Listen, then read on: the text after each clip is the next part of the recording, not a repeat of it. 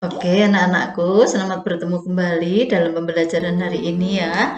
Bagaimana kabarnya kalian hari ini? Semoga semuanya dalam keadaan baik dan kalian tetap semangat dalam belajar ya.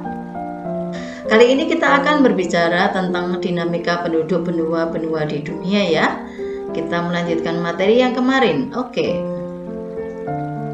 Nah, yang pertama adalah dinamika penduduk di benua Asia. Komposisi penduduk berdasarkan usianya itu tergambarkan dalam diagram lingkaran seperti ini. Ternyata 67% penduduk benua Asia ini merupakan penduduk usia produktif, itu antara usia 15 sampai 65 tahun. 25%-nya itu merupakan penduduk usia tidak produktif yang berusia kurang dari 15 tahun. 8%-nya ini merupakan usia penduduk tidak produktif usia lebih dari 65 tahun. Jadi 67% penduduk benua Asia ini menanggung dua kelompok, 25% yang kurang dari 15 tahun, 8% yang lebih dari 65 tahun. Nah, jumlahnya untuk keseluruhan ini adalah berjumlah 4.397.000.000 jiwa. Ini data 2015. Benua Asia kan benua dengan penduduk terbanyak di dunia ya.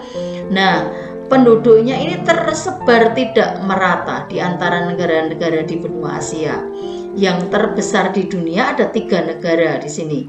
Ada Cina, India, dan juga Indonesia. Nah, jumlah dan kepadatan penduduk yang tinggi ini terdapat di Asia Timur, Asia Tenggara, dan juga di Asia Selatan. Ini adalah peta kawasan-kawasan benua Asia. Ini yang tadi Bu Guru tunjukkan. Ini Asia Timur, ada Cina di sini yang penduduknya tinggi. Asia Selatan di sini ada India, penduduknya tinggi. Asia Tenggara ini di sini itu ada Indonesia di sini penduduknya tinggi. Kemudian di sini Asia Tengah dan Asia Barat. Nah, silakan kalian mempelajari sendiri tentang negara-negara mana saja yang termasuk Asia Barat. Di sini negara mana saja? Mana saja yang termasuk Asia Tengah, mana saja yang termasuk Asia Selatan, Asia Timur, dan juga Asia Tenggara. Silakan kalian pelajari secara mandiri menggunakan sumber-sumber belajar yang bisa kalian cari ya.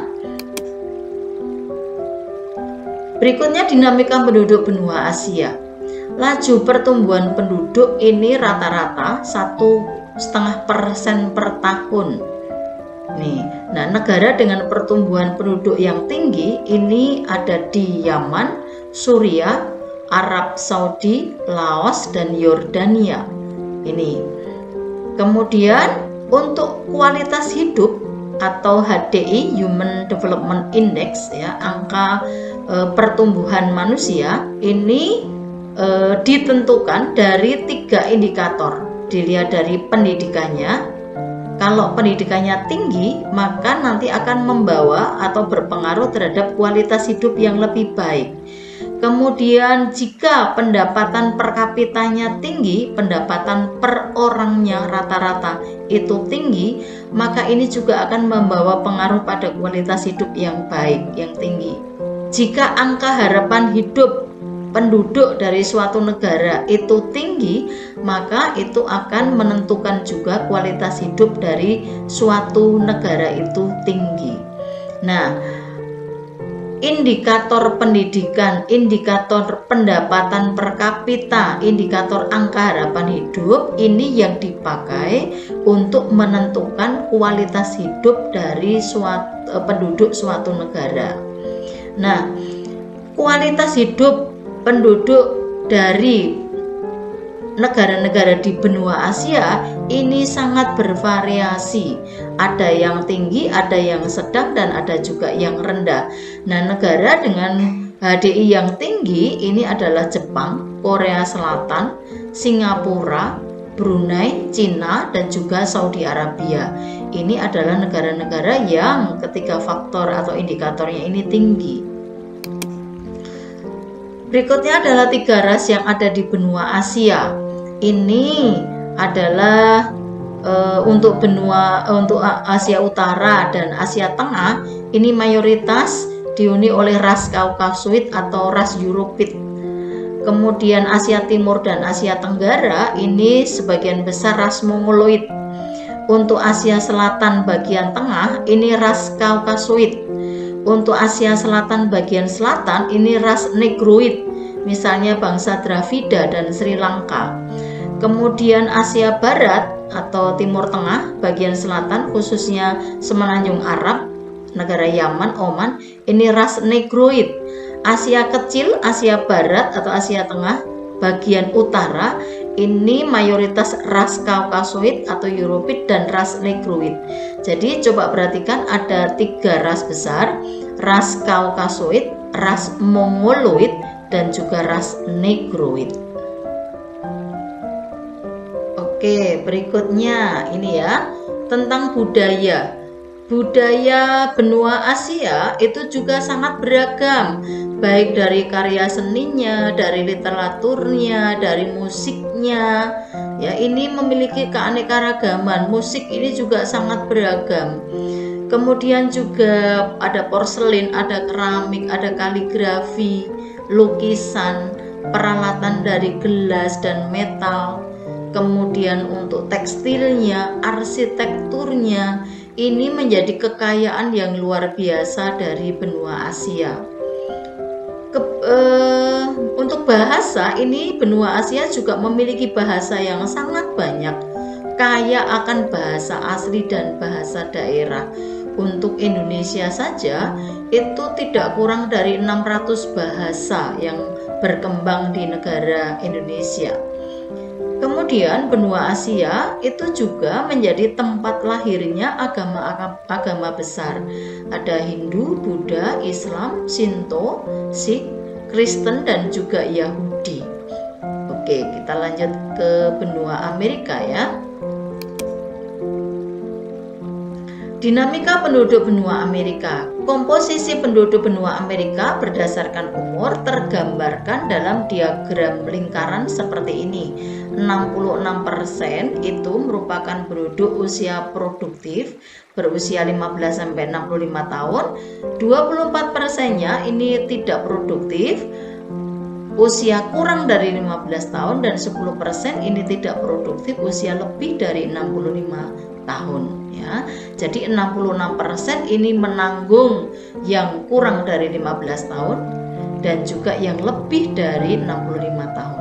Jumlah penduduk benua Amerika data tahun 2015 adalah 987 juta jiwa. Angka pertumbuhan penduduknya ini tergolong rendah, yaitu 0,9%, dan persebarannya juga tidak merata.